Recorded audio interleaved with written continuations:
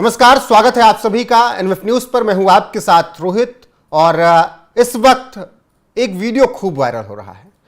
काश मेरे पास भी कांग्रेस के उस संविधान की कॉपी होती तो मैं आपको दिखा पाता अभी, लेकिन अभी मेरे पास है नहीं। लेकिन आपको तस्वीरों में जो दिखाएंगे वो सच है। जो कांग्रेस कहती हुई घूम रही थी कि मोदी तीसरी बार आए तो संविधान बदल देंगे, दलितों का आरक्षण खत्म कर देंगे, संविधान खतरे में है, लोकतंत्र खतरे में है, मोदी शाह तानाशाह हैं, वो संविधान किस तरीके से जो बात कर रही थी उस पर वो अब किस तरीके से झूठ बोल रही है, उसका खुलासा हो गया है। जी हाँ, लाल डायरी आप देखते होंगे, उसे संविधान मत कहिए, वो संविधान का अपमान होगा। लाल डायरी आप देखते होंगे, राहुल गांधी शपथ भी ले रहे थे। शायद राहुल गांधी ने जो शपथ ली थी, जो लाल डायरी उनके हाथ में थी, उसमें कुछ पन्नों में लिखा गया हो, कुछ ना कुछ इसमें लिखा रहा होगा। लेकिन अब जो तस्वीरें आ रही हैं सामने से, वो तस्वीरें आप देख लीजिए, उस पर चर्चा करते हैं। ये कांग्रेस का संविधान है, कोरा कागज है। जी हाँ, और इसी मुद्दे पर चर्चा करने के लिए मेरे साथ वरिष्ठ पत्रकार पंकज प्रसून जी मौजूद हैं। पंकज जी, बहुत बहुत स्वागत है। काश आपके पास भी ये संविधान की कॉपी होती तो अच्छे से पढ़ लेते आप, हालांकि कुछ लिखा नहीं है उसमें, अपने मन से संविधान लिख लिया जाता। नहीं, ये कल नागपुर में कांग्रेस का एक सम्मेलन था, नाम रखा गया था संविधान बचाओ सम्मेलन। और उसी सम्मेलन में कांग्रेस वर्कर जो वहां पे जो बड़े पदाधिकारी थे, उनको ये प्रति बांटी गई थी कि आप सब भी अपने हाथों में रखिए। और राहुल गांधी भी उसी प्रति को लेकर स्टेज पर बोल रहे थे। राहुल गांधी ने सबसे पहले ये बताया वहां के लोगों को कि यही वो संविधान है जिसकी रक्षा के लिए हम लड़ रहे हैं। सबने खूब तालियां बजाई, वाह वाह। फिर बोला कि इसी संविधान और आरएसएस की आइडियोलॉजी का झगड़ा है। सबने कहा कि अच्छा। फिर खोल के देखने लगा कि क्या क्या है, पता चला ये तो सादा कागज था। और फिर वहां से वो वीडियो वायरल हुआ कि अरे ये क्या बांट दिया हमें।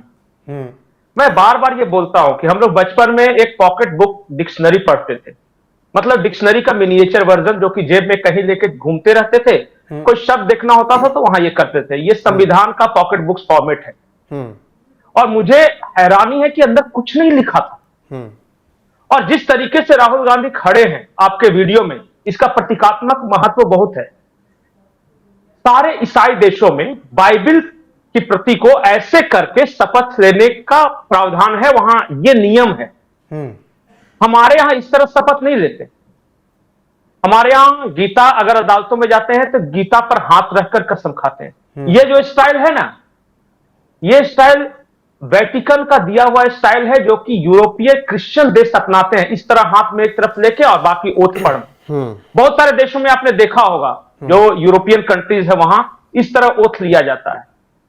तो ये जो तरीका अपना रहे हैं, या फिर जिस चीज को ये भारत का संविधान कह रहे हैं, भारत का संविधान बहुत सारे लोगों ने देखा है, पढ़ा है।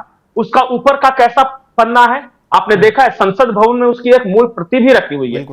और प्रधानमंत्री मोदी ने जिस संविधान को सर माथे लगाया था, उसको आपने देखा होगा। इस तरह दिखता है क्या ये? नहीं। तो ये लाल कलर का लंबा है, ये संविधान कैसा है? लाल डायरी नहीं पढ़ा आज तक। लाल डायरी है। पंकज जी, मैं वही सवाल कर रहा हूं कि क्या कांग्रेस और राहुल गांधी ने यह सोच लिया है कि कोरा कागज बांट के सबको बोल देंगे अपना अपना संविधान अपने अपने तरीके से लिख लो? नहीं, ये बेवकूफ बना रहे हैं। जो परिवार महात्मा गांधी को बेचकर अब सत्ता पा सकता है, वो कुछ भी कर सकता है। अंबेडकर को बेच रहे थे ये। उन्हें पता नहीं कि अंबेडकर के जो फॉलोअर्स हैं वहां किस हद तक जमीन से जुड़े हुए हैं। एक अंग्रेज विदेशी आकर वो ये कहेगा कि मैं आपकी रक्षा के लिए आया हूं। बोले तू कौन होता है रक्षा करने वाला? इस देश के लाखों करोड़ों दलित, ओबीसी, आदिवासी, हिंदुस्तानी सब खत्म हो गए क्या? जब वेटिकन रक्षा करेगा यहां के दलितों के अधिकार का, वेटिकन रक्षा करेगा यहां के आदिवासियों के अधिकार का, इस देश में सारे महापुरुष खत्म हो गए। इस देश में यह पुरुषार्थ नहीं है कि अपने लोगों की रक्षा कर सके। ये दरअसल एजेंडा फैला रहे थे। ये मैं बार बार बोलता हूं, ये समाज तोड़क एजेंडा है, जो कि दक्षिण में जाकर यह कहता है कि उत्तर भारत वाले खराब, जो पंजाब में जाकर सिखों को यह भड़काता है कि हिंदू खराब है, जो जिसके नेता प्रियांक खड़गे ये कहते हैं कि दक्षिण भारत के राज्य ज्यादा टैक्स देते हैं, इसलिए अलग देश की मांग करनी चाहिए, United states of south India.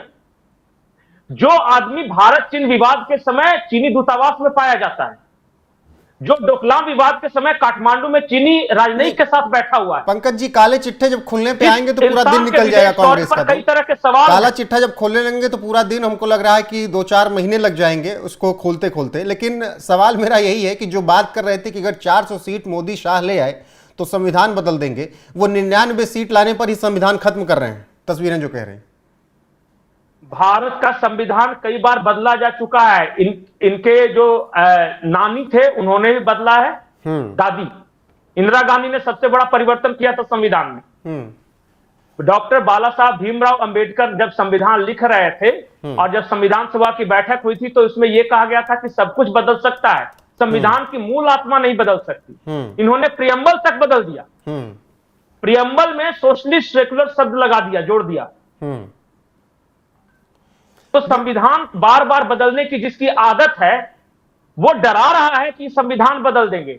अरे कितने संशोधन किए थे आपके खानदान ने संविधान में? कॉस्ट कटिंग रही होगी, इस वजह से सफेद पन्ने बंटवा दिए, पैसा बचाया होगा, देश का पैसा बचाया होगा। नहीं तो ये कह देते कि भारत के संविधान के नाम पर हम शपथ लेते हैं। ये खाली पन्ना लेके घूमने से क्या जरूरत है? वो शुद्ध रूप से बेवकूफ बना रहा है। ये वेटिकन का एजेंट है, ये वेस्ट का एजेंट है, ये डीप स्टेट का एजेंट है।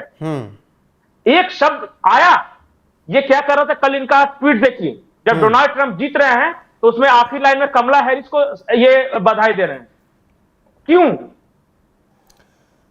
अब तो जो हालत, कोई तो कारण होगा ना। कारण तो साफ है। डोनाल्ड ट्रंप वहां जीते, मिर्ची यहां लगी, क्योंकि डीप स्टेट का क्या हाल होने वाला है वो सबको पता है। अब देखिए, बाइडेन और कमला हैरिस के राज में भारत के साथ संबंध खराब हुए थे। संबंध खराब हुए थे 3 वजहों से। एक तो जो CIA एजेंट पन्नू है, जो वहां बैठा हुआ, उसके आसपास की कहानियां जो रची गई, और वो जो गुप्ता जी को पकड़ के बैठाया है वहां पे, जो उन्हीं के जो FBI के वो एजेंट के काम करते थे, बाद में ये खुलासा किया है क्रोएशिया का एक मैगजीन ने। उस वजह से डीप स्टेट भारत के आसपास के सभी देशों में तख्ता पलट कर चुका था। पाकिस्तान में किया, जहां इमरान खान ने साफ साफ कहा कि डोनाल्ड लू ने मेरा तख्ता पलट किया। बांग्लादेश में किया, शेख हसीना ने साफ साफ कहा कि डोनाल्ड लू ने मेरा तख्ता पलट किया। विक्टोरिया लूलैंड की जो भूमिका है म्यांमार में, उसे आप जानते हैं। श्रीलंका में तख्ता पलट करने की कोशिश की, मालदीव में कोशिश की। भारत के चारों तरफ तख्ता पलट वो कर रहे हैं। आपको क्या लग रहा है भारत में कुछ नहीं कर रहे थे वो?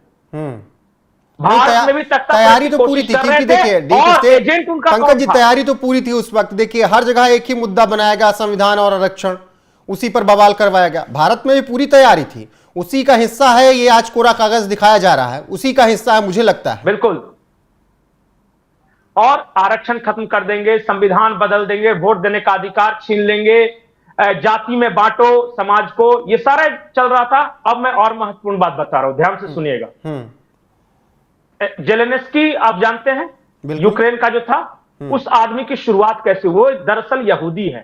पहले उसने अपने देश में एक यात्रा निकाली टी शर्ट पहनकर, और उस यात्रा के बाद वो वहां के लोगों को यह समझाने लगा कि रशिया के साथ रहने में हमारा नुकसान है, यूक्रेन को नाटो के साथ चले जाना चाहिए। वही टी शर्ट वाला फॉर्मूला यहां भी अप्लाई किया गया था। एक व्यक्ति था जो कि टी शर्ट पहनकर दक्षिण भारत से लेकर उत्तर भारत तक यात्रा कर रहा था और लोगों को यह बता रहा था कि कैसे जो यहां का संविधान संकट में है, लोग जाति में क्यों नहीं बटे हैं, जातिगत जनगणना होनी चाहिए, वो तमाम तरह की बातें कर रहा था। उसके एक एजेंट ने तो यहां तक पंजाब में इंटरव्यू में कह दिया था कि भारत की अर्थव्यवस्था अगले 6 महीने में धराशायी होने वाली है। रघुराम राजन नाम था उस एजेंट का। वो आदमी अमेरिका में हमेशा रहता है, जब जब यहां पे चुनाव होता है तो आता है, बयान देकर चला जाता है, और उसको कांग्रेसी बोलते हैं कि फाइनेंस मिनिस्टर बनाने वाले। वो सारा प्लान वही तो बना ही रखा था जो एग्जीक्यूट होना था। भारत की जनता ऐसी है कि यहां पे सफल नहीं होने दिया। बिल्कुल पंकज जी, चुनाव होने के बाद भी, एक सेकंड, चुनाव होने के बाद भी जितने भी अमेरिकन डिप्लोमेट जो अमेरिकी दूतावास में काम कर रहे थे, उन्होंने युद्ध स्तर पे मुलाकातें शुरू कर दी थी। चंद्रबाबू नायडू से मिले, नीतीश कुमार से मिले, फारूक अब्दुल्ला, उमर अब्दुल्ला से मिले, सबने तस्वीर देखी है, मैं कोई अलग बात नहीं करता। ओवैसी से मिले। ये ताबड़तोड़ मिलने का कारण क्या था? अगर अमेरिका में रहने वाले भारत के राजनयिक अगर वहां की विपक्षी पार्टियों से इस तरह की मुलाकातें शुरू कर दे तो अमेरिका को बर्दाश्त होगा क्या?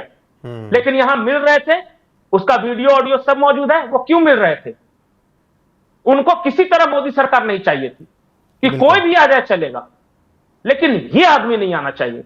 बिल्कुल बिल्कुल और पंकज जी, फिर अब भी आप इसी में समझ नहीं पा रहे हैं। बिल्कुल इसी पे आखिरी सवाल वहीं से शुरुआत करते हैं और खत्म करते हैं जहां शुरुआत की। मैंने सोचा संविधान की बात है, संविधान का अपमान हुआ है, निश्चित तौर पर झूठ बोला गया है, तो मैंने सोचा कि कांग्रेस के प्रवक्ताओं ने तो कम से कम युवराज का विरोध किया ही होगा, जननायक का विरोध किया ही होगा। मैं ट्विटर खंगाल रहा था उनके बड़े बड़े प्रवक्ताओं का, जो हर एक मुद्दे पर संविधान का गला घोटने की बात करते हैं कि मोदी शाह घोट रहे हैं। खाली पड़ा है, सुनसान पड़ा है, कहीं पर भी ये वीडियो नहीं दिख रहा है, ना इसको मानवीय गलती भी नहीं मानी जा रही। नहीं, मैं मान लेता कि ये वीडियो गलत है अगर कांग्रेस का एक भी प्रवक्ता आकर ये बोल देता पिछले 24 घंटों में कि फेक वीडियो बिल्कुल तो वायरल किया जा रहा है। अब तक किसी कांग्रेस नेता ने नहीं कहा है अब तक कि ये वीडियो फेक है। और तो और वो ये कह रहे हैं कि नागपुर के अधिवेशन में कांग्रेसियों के बीच बंटवाया गया था, ओरिजिनल वाला नहीं है। तो अरे भाई, कोरा कागज क्यों बंटवा दिया तुमने? बिल्कुल, कुछ तो कारण रहा होगा ना कोरा कागज बंटवाने का। ये कुल मिलाकर इस देश को मतलब कि बेवकूफ समझते हैं। बिल्कुल पंकज जी, जिस तरीके से कोरा कागज बंटवाया गया है, पर्दाफाश हो चुका है राहुल गांधी का भी, कांग्रेस का भी, उनके नेताओं का भी। बिल्कुल, जो संविधान की बात करते हैं वो संविधान का अपमान कैसे कर रहे हैं, इन तस्वीरों में आप साफ देख सकते हैं। बाकी इस वीडियो को देखने के बाद, इस चर्चा को सुनने के बाद आपकी राय क्या है, कमेंट में जरूर बताइएगा। बने रहेगा हमारे साथ। नमस्कार।